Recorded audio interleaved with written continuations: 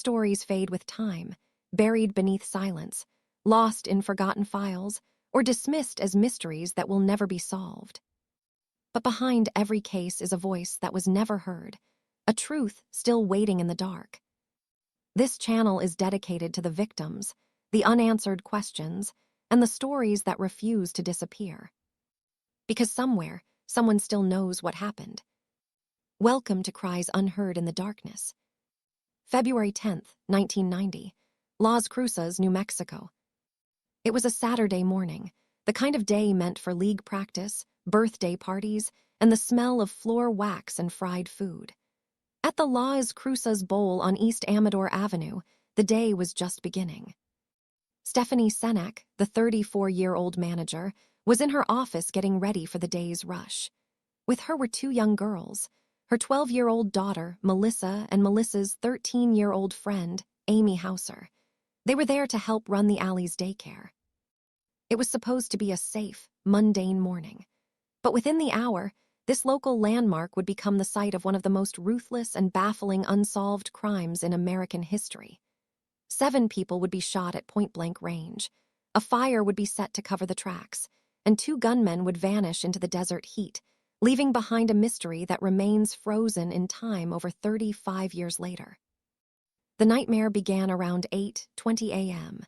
Ida Hallgren, the alley's cook, was in the kitchen when 2 men entered through an unlocked door. This wasn't a heist out of a movie. There were no masks, just 2 men, one of them wielding a .22 caliber pistol. The gunmen forced Ida into Stephanie's office. There, they found Stephanie, Melissa, and Amy. The robbers were calm, cold, and professional. They ordered the 4 of them to lie on the floor while they emptied the safe, taking somewhere between $4,000 and $5,000.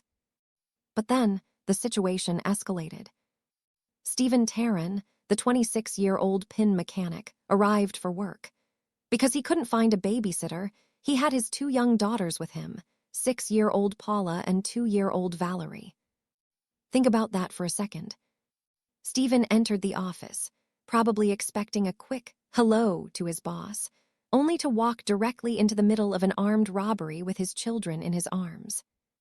The gunmen didn't hesitate. They forced Stephen and his daughters onto the floor with the others. 7 people, 3 adults and 4 children, were now huddled in a cramped office. Then, for reasons only the killers know, the robbery turned into an execution. The gunmen opened fire at point-blank range. They didn't just fire once. They shot the victims multiple times. To finish it off, they gathered papers on the desk, set them on fire in an attempt to burn the building down, and walked out the door. At 8:33 a.m., the fire alarm was triggered. When emergency services arrived, they expected a small office fire. What they found was a scene of utter carnage. Amy Hauser, Paula Hallgren, and Stephen Tarrant were dead. Little 2-year-old Valerie was rushed to the hospital, but was tragically declared dead on arrival. Despite being shot 5 times, 12-year-old Melissa Repass managed to crawl to the phone. She dialed for help. That call didn't just bring help, it saved her life, her mother Stephanie's life, and Ida Hallgren's life. The police response was massive. Within an hour, 10 roadblocks were set up around Las Cruces. The U.S. Customs Service, the Army, and Border Patrol joined the search with planes and helicopters.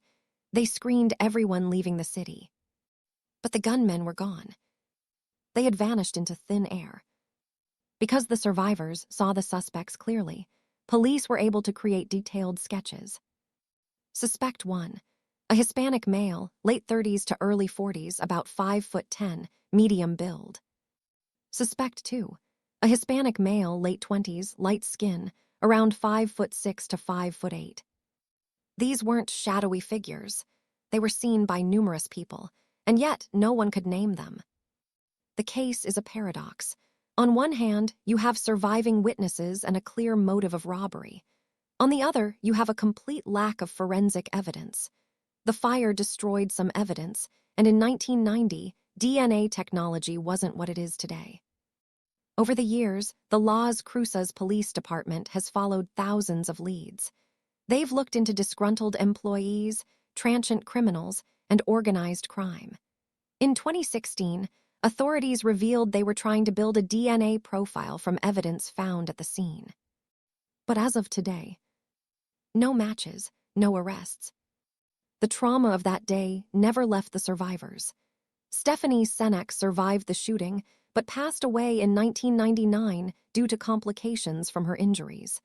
Her death brought the official fatality count to 5. Because of its brutality, the case became a staple of true crime media. It was featured on Unsolved Mysteries just 2 months after it happened. But why is it still unsolved? Some investigators believe the killers weren't local.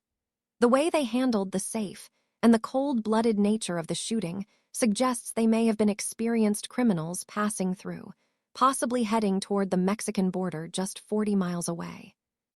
Others think they were locals who panicked when Stephen Tarrant walked in with his children. They killed the witnesses to ensure they wouldn't be identified. But if they were local, how has no one recognized those sketches in over 30 years? The Las Cruces bowling alley still stands, but it's a different place now.